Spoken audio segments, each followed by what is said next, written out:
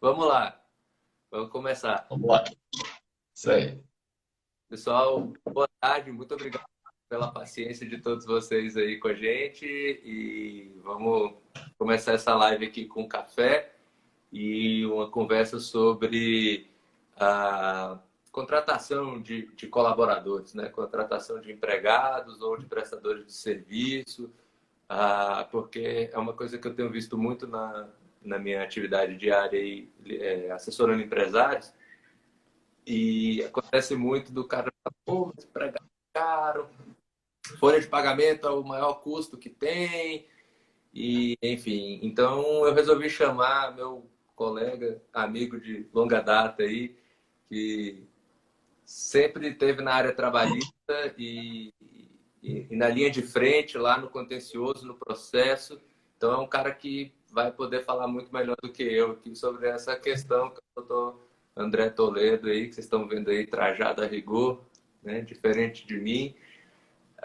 Mas então a ideia nossa realmente é abordar esse cenário na visão de quem está contratando, né? Quais são os riscos, quais são os principais problemas assim, que isso pode gerar e principalmente ajudar a, a tomar uma decisão mais acertada, né? Porque eu sempre falo na advocacia preventiva que se você acha caro uma solução, experimenta o problema, né? O problema sempre é muito mais caro. Então, eu queria dando uma geral que a gente que mudou recentemente, digamos assim, na reforma trabalhista, com a questão da terceirização, né? Porque são coisas parecidas, né? Contratar um colaborador, pessoa jurídica, e contratar uma empresa de terceirização. Então, se você puder aí dar uma geral aí para a gente, o que é a terceirização, como é que isso mudou aí com a reforma trabalhista e como é que isso está hoje? Bom, pessoal, boa tarde. Primeiro, agradecer aí o André Lucena por essa oportunidade de falar aqui no canal dele, falar com todo mundo aí que tem esse interesse de se aprofundar um pouco na matéria empresarial, que às vezes trabalha ali concomitantemente com a matéria trabalhista. Mas, indo direto ao assunto, a gente pode falar que houve um dilema muito grande em relação a essa questão. A reforma trabalhista mudou muita coisa nesse ramo empresarial. E, de fato, mudou, trouxe novas oportunidades. Tem muita gente aí dizendo que a norma afrouxou um pouco essa relação de contratação de terceirizados. E, de fato, flexibilizou bastante. Tem que ter suas devidas cautelas, claro, a gente vai explicar aqui, mas teve realmente uma mudança considerável, principalmente no que se refere à possibilidade de quem pode ser contratado como terceirizado. O que vinha antes dessa norma é uma lei aí que envolve a terceirização, que foi objeto de debate por mais de 20 anos lá no Congresso, uma questão muito polêmica, né? Mas finalmente foi regulamentado isso e a principal inovação foi trazer a possibilidade de se contratar o funcionário para exercer a atividade fim da empresa. Antes da reforma trabalhista, só se contratava terceirizado para atividade meio. Então, por exemplo, uma empresa, um hospital, ele não poderia contratar um enfermeiro, um médico como terceirizado, porque a atividade fim do hospital é o atendimento médico, o enfermeiro e etc. E aí ele podia contratar o segurança, o porteiro, a vigilância, todo esse serviço que não era vinculado à atividade essencial dele. E com a reforma trabalhista isso ficou flexibilizado, passou a ser aceito a contratação, em todas as modalidades de empresa praticamente, da atividade fim. Então hoje, com a reforma trabalhista, a principal mudança que se tem é em relação a isso, é essa possibilidade justamente de se contratar o funcionário da sua atividade direta, mesmo sendo terceirizado. Mas aí qual que é a diferença assim de gente quando eu preciso, sei lá, eu tenho uma empresa eu tenho um aplicativo que eu estou lançando e tal, estou vendendo algum serviço via aplicativo. E aí eu preciso contratar, por exemplo, um programador. Qual é a diferença de eu contratar, tipo, o que difere se eu estou terceirizando ou se eu estou contratando um empregado, por exemplo, né? Aí, É, A grande diferença entre a contratação direta e a contratação pela terceirizada é justamente essa intermediação de uma empresa à parte, que ela vai intermediar esse negócio. Se você contrata uma outra empresa para trabalhar diretamente para você, e, por exemplo, essa empresa é um CNPJ individual, é uma pessoa simplesmente que tem um CNPJ, e você contrata essa pessoa para trabalhar para você, e ela age como seu funcionário, ela não é um terceirizado. Ela acaba tendo desconfigurado o contrato de terceirizado. Então, a base para se contratar um funcionário terceirizado é ir adiante de uma empresa que faz esse serviço de fornecimento de trabalhadores terceirizados e ela vai intermediar ali a mão de obra. Então, ela vai te fornecer funcionários. E aí uma coisa que é muito importante para o empresário que está interessado em fazer isso, que também é uma questão nova que veio com essa reforma trabalhista, que é você ter capacidade. Se você, como empresário, tem um interesse em contratar uma empresa terceirizada, em primeiro lugar, você tem que ver se ela tem capacidade econômica de se manter como empresa terceirizada. Por quê? Você vai contratar uma empresa que mal dá conta de gerir seus próprios empregados, vai acabar caracterizando, principalmente ali na Justiça do Trabalho, que não existe terceirização. Você está contratando direto porque tudo sai ali do seu bolso, dos seus meios e coisa nesse sentido. Então, vai em busca de uma empresa terceirizada, ela vai te fornecer trabalhadores. Ela não vai trabalhar diretamente para você. E aí vem a questão. Ah, eu sou pessoa física e tenho um CNPJ. Não, mas aí não vai ficar caracterizado uma terceirização. Vai caracterizar outra coisa que a gente vai ver lá da pejotização, né? Perguntar agora. Então, quando você tem uma... Porque, assim, nada impede de que você tenha uma empresa unipessoal, né? Recentemente, até a sociedade limitada hoje em dia é pessoal, né? Então, a pessoa pode abrir uma empresa e prestar um serviço sendo só uma pessoa, como nós, no caso, né? Nós temos sociedades unipessoais de advocacia, né? Então, qual que é o lance, assim, entre uma pejotização válida e o que é uma relação de emprego disfarçada? Qual que é o norte? O que diferencia as duas? Aí que tá. Aí a gente já tem que entrar para definir o que vem a ser essa história de pejotização, né? Para a gente comparar o que é o terceirizado com o que é a pessoa jurídica disfarçada, que a pejotização nada mais é do que isso, do que disfarçar uma pessoa jurídica, sendo que na prática ela atua como se fosse uma pessoa física ali trabalhando. Então, qual que é a diferenciação? Quando ocorre a pejotização, a pessoa, se valendo de um CNPJ, trabalha para uma determinada empresa, e aí o que mais acontece é justamente com o CNPJ da pessoa ali individual, e ela trabalha para uma empresa como se empregada fosse. Só que a gente precisa diferenciar o ritmo do dia a dia entre o empregado terceirizado, o empregado direto, um autônomo e uma pessoa que está se valendo ali como pessoa jurídica individual. Então, se você contrata como empresário uma pessoa, um CNPJ individual para atuar na sua empresa, você tem que lembrar que ele tem que ter uma certa liberdade para atuar ali. Ele não pode ser tratado como um empregado. E aí a gente tem que pensar muito no caso prático. Como é que é o dia a dia dessa pessoa na sua empresa? Se você contrata, por exemplo, uma determinada empresa para atuar na sua residência para consertar alguma coisa, ou então aquelas empresas terceirizadas ou empresas mesmo de prestação de serviço que vão cuidar do seu jardim.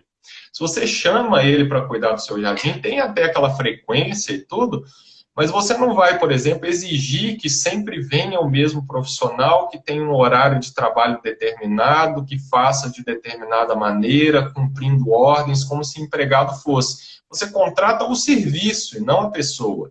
Então, se a empresa resolve... Entrega, né? Tipo, você contrata uma entrega fixa, né? E não um profissional à disposição, digamos assim.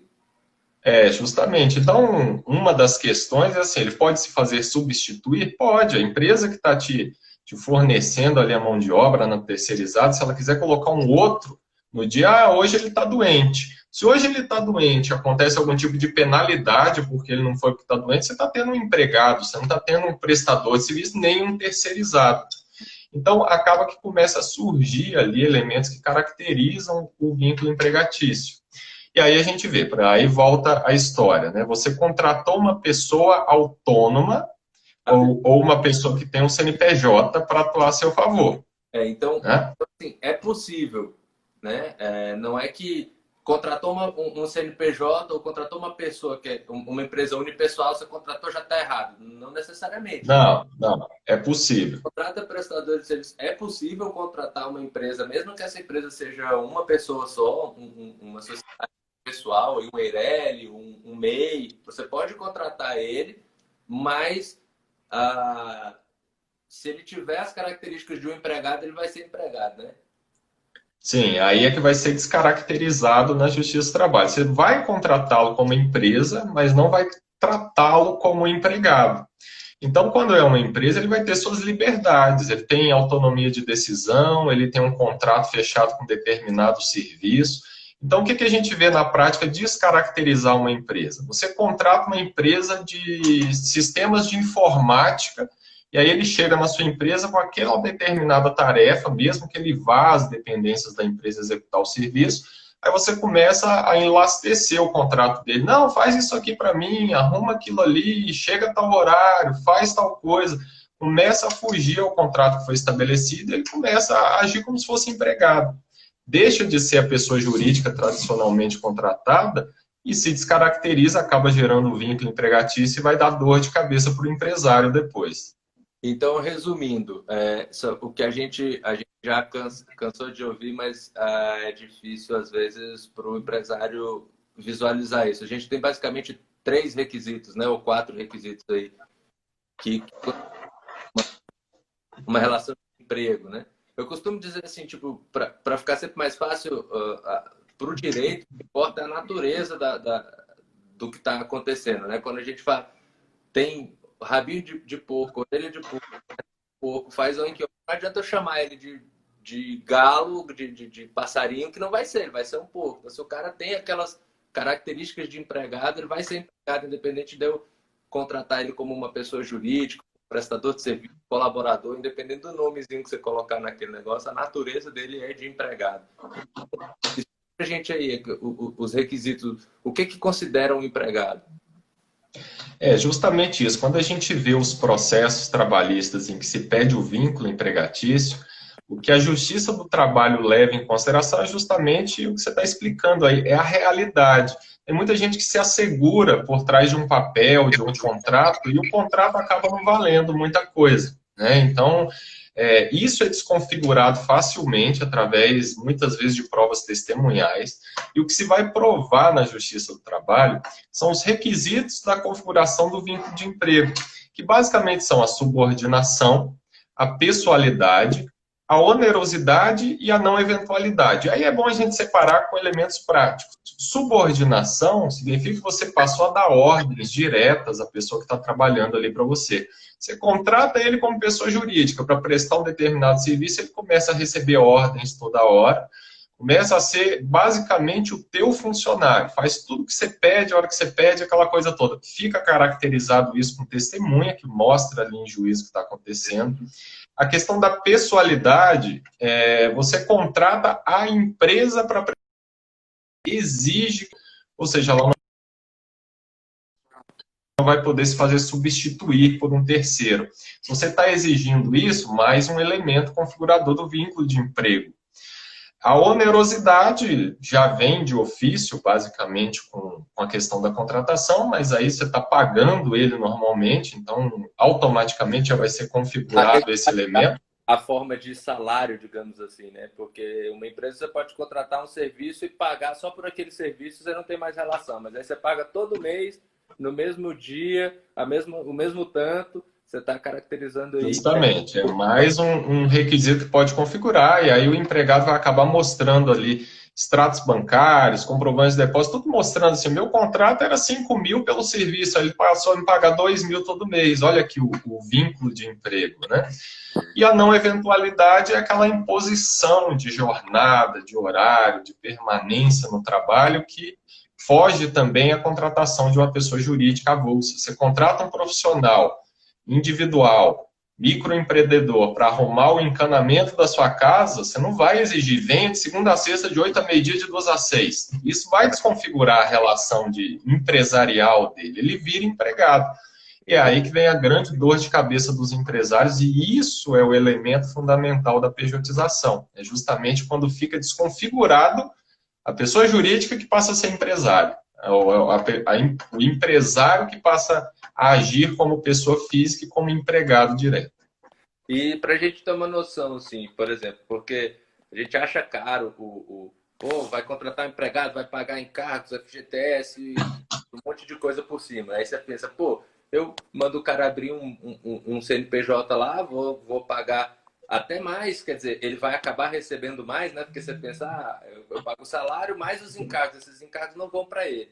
Então, costuma ser até um argumento, digamos assim, né? Falar, pô, você vai receber mais. Sei lá, se eu gastava 3, eu te pagava um salário de 2 mil, gastava mais 1.000 de encargo. Eu vou te dar os 3 mil e você vai continuar trabalhando para mim. Qual que são os riscos de eu manter uma pessoa jurídica trabalhando com todas as condições de empregado? Eu vou pagar menos no começo, mas se ele entrar na justiça, por exemplo, vamos botar em dinheiro, vamos pagar um salário padrão, 2 mil reais, vamos fazer a conta. O cara trabalhou 1 ano como PJ, e aí ele entra na justiça. Faz uma conta rápida pra gente, você consegue dar esse valor? A gente fazendo aqui um cálculo para comparar como ficaria a situação antes e depois de ter ou não um processo trabalhista e ser ou não caracterizado, a gente pode comparar o seguinte: você contratou uma empresa como pessoa jurídica e ficou ajustado ali que vai pagar para ele 2 mil reais por mês por uma prestação de serviço de 1 ano. Ou seja, você vai ter ali 24 mil ao final de 1 ano para pagar. Talvez venha uma coisinha ou outra ali de imposto sobre serviços, taxinhas, aquelas coisas de tributo, mas não vai ser nada muito longe disso. Vai pagar ali 24 mil reais. Aí, vamos comparar com um empregado normal.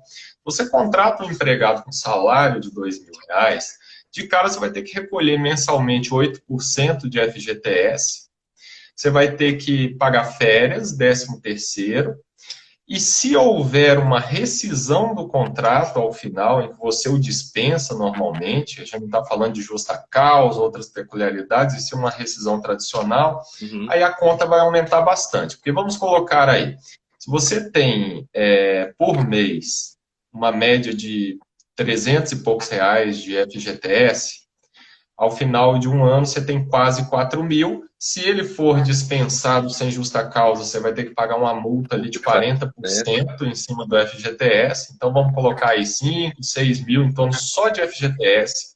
O aviso prévio dele corresponde a um salário por ter ficado lá 1 ano, vai aumentar se tiver mais tempo de empresa. Então a gente aumenta de 4 mil, 6 mil para mais 2, 8 mil. O 13º salário é um salário a mais, né? Então a gente tem mais 2, 10 mil. Férias mais 1/3, que é um salário mais 1/3 do salário.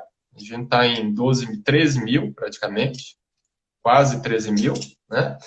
E aí a gente tem, por exemplo, em caso de rescisão, se houver algum tipo de atraso, algum motivo que ele pleiteou na justiça, e normalmente a tendência é levar esse processo à justiça, porque se você está considerando como empresário que ele é empresário e ele está querendo o vínculo, obviamente que ele vai para a justiça. E aí pode surgir multa do artigo 477 da CLT, que é de um salário, né? Aumenta aí mais 2 mil. Então a gente já está numa conta básica aí dessas verbas de 15 mil, que vai se somar aos 24 mil do salário dele.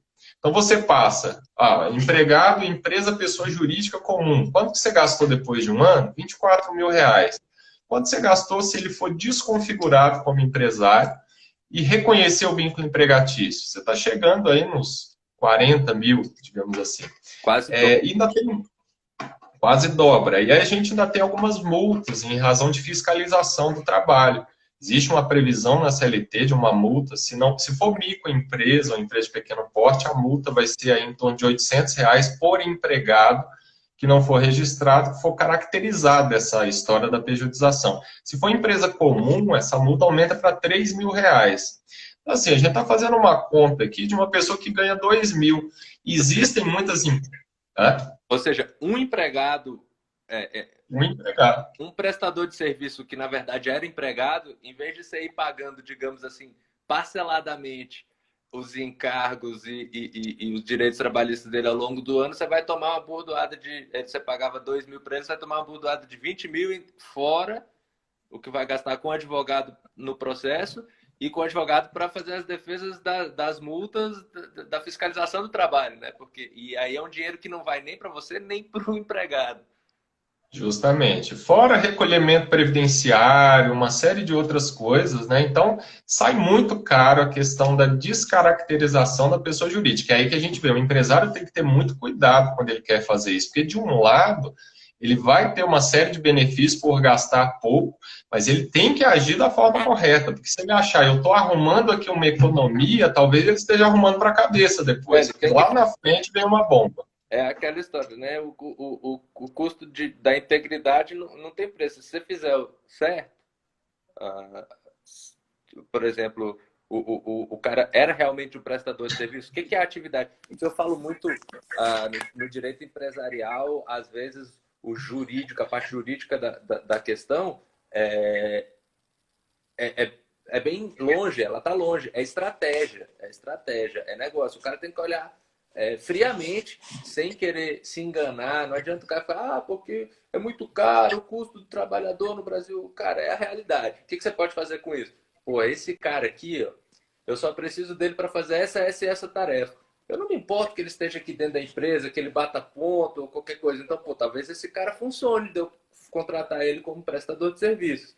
Ele vai ficar lá na casa dele, me entrega tudo, teletrabalho, pode ser alguma coisa que envolva computador, por exemplo. Agora, não, eu preciso de uma pessoa que ela fica aqui das 8 da manhã às 6 da tarde na recepção, atendendo o telefone com o uniformezinho da empresa, com a marca da minha empresa. Cara, talvez essa pessoa aí, se eu contratá-la como prestador de serviço, é um risco muito maior, né?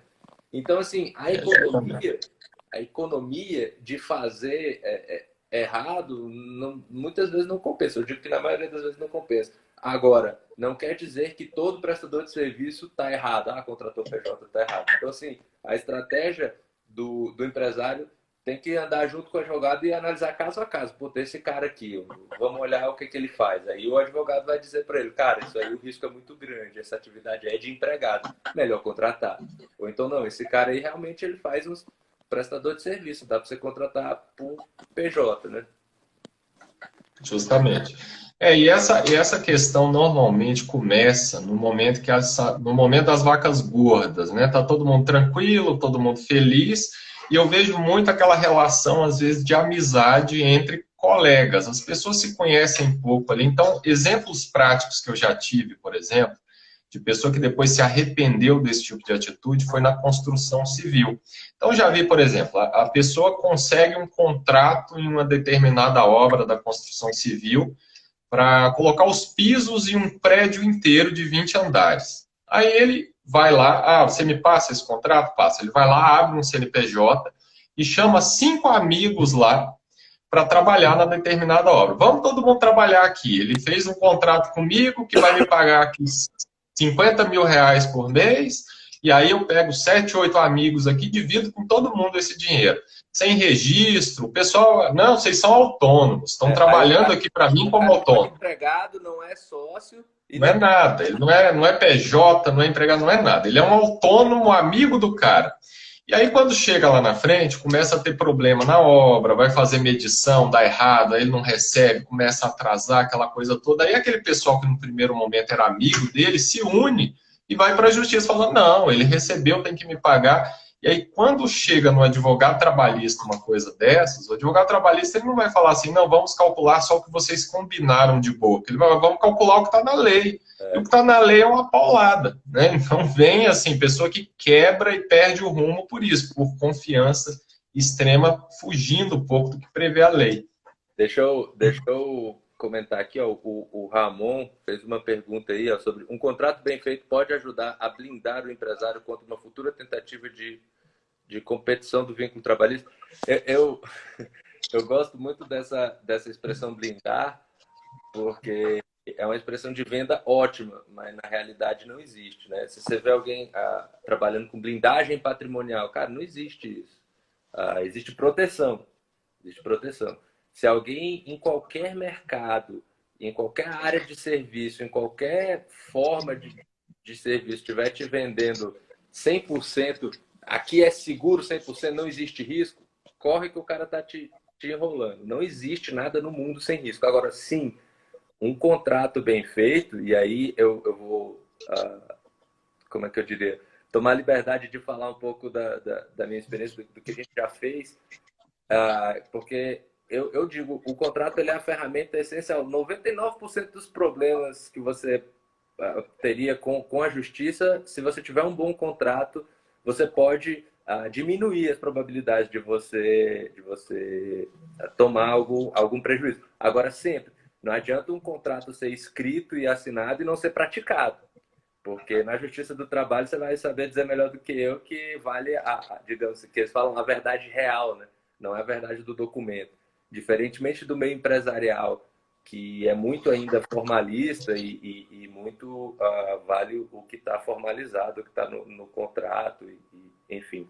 Então, se você tem, você avaliou previamente que aquela atividade vai funcionar como prestação de serviço, fez um contrato bem feito, que demonstra, por exemplo, entregas pontuais, uma variação aí de remuneração, uma forma de, às vezes, de incentivo. Se você não tem cobrança de horário e se você deixa isso claro no contrato e pratica na realidade, você sim aumenta muito as suas chances de se defender no caso de uma ação desse tipo.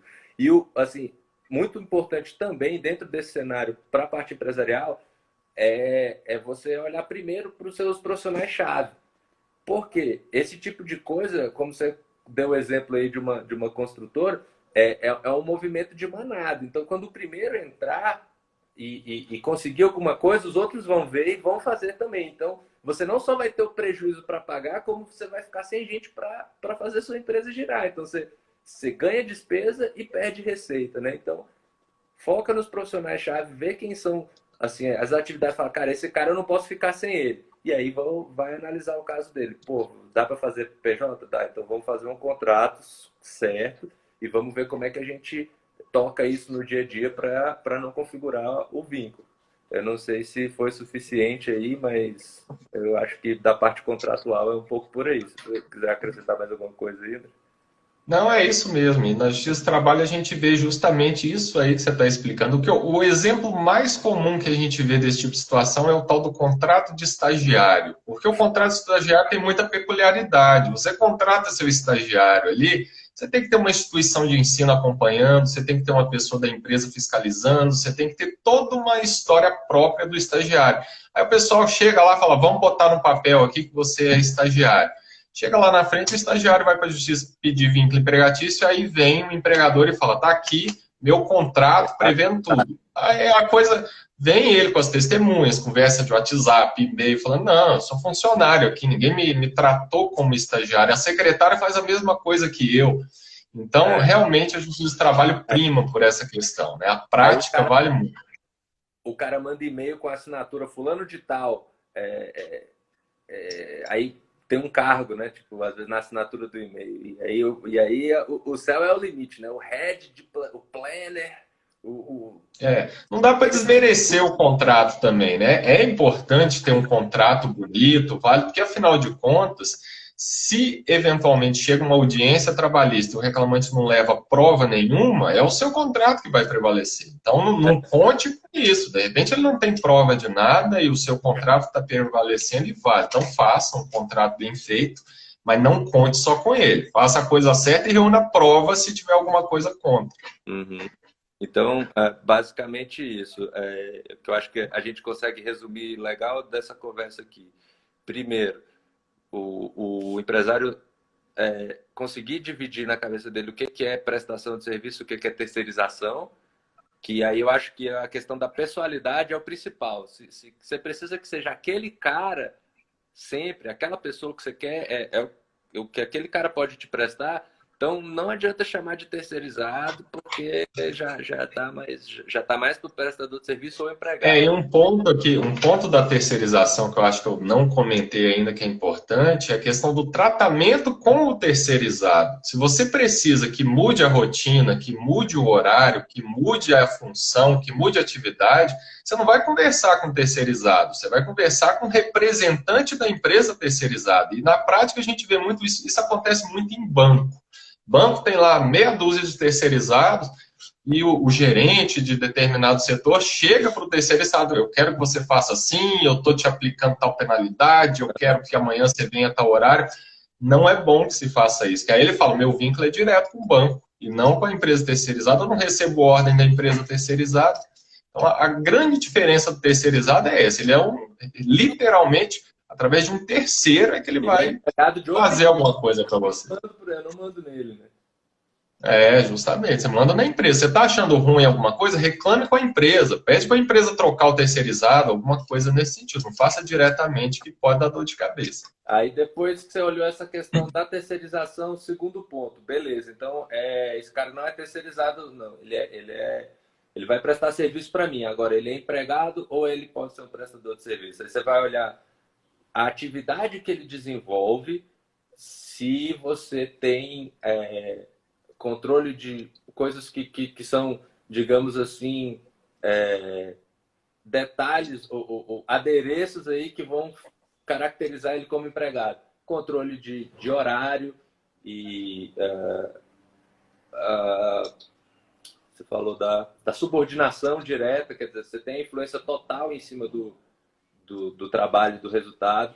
Ele recebe o salário, digamos assim, de forma mais regular e não vinculado com as entregas. Então, aí olhando a atividade de cada um, você vai saber, putz, esse aqui já tem mais cara de empregado, digamos assim. O que ele está fazendo é uma relação de emprego, não tem para onde ocorrer. Vale a pena. Você pega, às vezes, uma PJ e paga comissão, bônus, horas extras. Isso não existe. Você está contratando uma empresa. Então, por que ele está recebendo hora extra e comissão? Né? Então, é muito definido o que ele vai receber. Atenção, uma via de mão dupla. É realidade e formalidade. As duas têm que dizer a mesma coisa. Se a realidade disser uma coisa, a formalidade disser outra, você já está em risco, né? Então, justamente. Aí o que eu acrescento do ponto de vista empresarial é, cara, foca nas pessoas-chave. Porque você começou, é normal, o empresário quer começar, ele quer botar o negócio rodando, quer pôr vendendo, e aí você, vem aqui prestar serviço. Agora, começou a desenrolar, começa a observar como que esse cara está exercendo a função dele, se ele tem mais cara de empregado ou mais cara de prestador de serviço, e corrige. Esse cara aqui, eu contratei ele como empregado, mas ele podia ser prestador de serviço. Eu só preciso que ele venha aqui na terça e na quinta, entregue isso e vá embora. Então, beleza. Contrata ele como prestador de serviço. Então, se você começa a focar pelos profissionais-chave, isso fica mais fácil para você até poder manter a empresa no caso de uma debandada, assim, né? Porque quando abre a porteira, o primeiro a entrar e caracterizar realmente, aí os outros todos vão querer, eu quero o meu também, e a minha situação, e aí vai levar para a justiça. Justamente. Começando pelo... E aí a gente traz até, eu acho que até assunto para uma outra live, que é muito interessante, são esses contratos de incentivo, contratos de retenção de talentos, né? Que aí a gente pode falar do vesting ou de outras formas de remuneração além do salário, o que pode, o que não pode, para complementar, porque às vezes você fala, puta, esse cara é essencial para o meu negócio, mas eu não consigo pagar o salário que ele vale. O que eu posso fazer com ele? Ele quer trabalhar para mim, eu preciso dele, mas como é que a gente formaliza isso da melhor situação? Então, eu acho que enfim, com o cenário que a gente preparou hoje, que a gente discutiu hoje, já fica aí um tema para um próximo encontro. O que você acha? Não, sem dúvida. Acho que é muito importante abranger um pouco mais esse tema, porque isso ainda se diversifica em diversas vertentes aí, né? Dá para falar muito desse assunto ainda, é muito tema para se discutir e não está engessado só nessas 4 possibilidades: empregado, autônomo, terceirizado e PJ, né? Tem outros meios, tem parcerias empresariais, tem diversas formas aí de se constituir esses meios de trabalho em grupo e que são vantajosos de todas as formas. Mas o importante hoje, nesse tema que a gente está discutindo, é viável contratar um autônomo, um terceirizado, uma PJ ou um empregado direto? Todas as possibilidades são boas, válidas, mas têm que ser tratadas de acordo com os seus requisitos. Você não pode contratar autônomo como pessoa jurídica como empregado, empregado como pessoa jurídica, você não pode inverter os papéis. Se ficar bem definido dentro do que a gente falou, da sua finalidade direta, certamente o empresário não vai ter dor de cabeça. É aquele lance, né? A realidade e a formalidade andar sempre juntos. Se você conseguir fazer isso, eu acho que não vai blindar, mas vai proteger muito, né? Sem dúvida. Cara, muito obrigado pelo seu tempo aí, por essa conversa. Gostei muito da experiência, já me deu aqui uns insights para alguns casos aí que eventualmente eu vou precisar encarar. E, pô, muito, muito bacana. Eu espero que a galera que passou por aqui também tenha conseguido apreender alguma coisa, né? Aprender alguma coisa também. E, pô, vamos nessa, vamos preparar então uma próxima live aí falando dessas formas alternativas aí de remuneração, que eu acho que é o que eu sempre digo, toda empresa é feita de gente, então se você não preocupar com as pessoas, você não vai a lugar nenhum. É verdade. Bom, eu que agradeço a oportunidade, realmente vai ser um prazer a gente fazer novas lives aí, sempre esclarecendo. Agradeço aí a participação de todo mundo. E a gente segue aí nesse empenho de trazer maiores esclarecimentos aí para o pessoal do direito, operador do direito, empresário, trabalhador, para sempre buscar o melhor caminho e não ter problemas aí no futuro. Show! Valeu, parceiro. Um abraço. Valeu todo mundo que está aí. Até a próxima.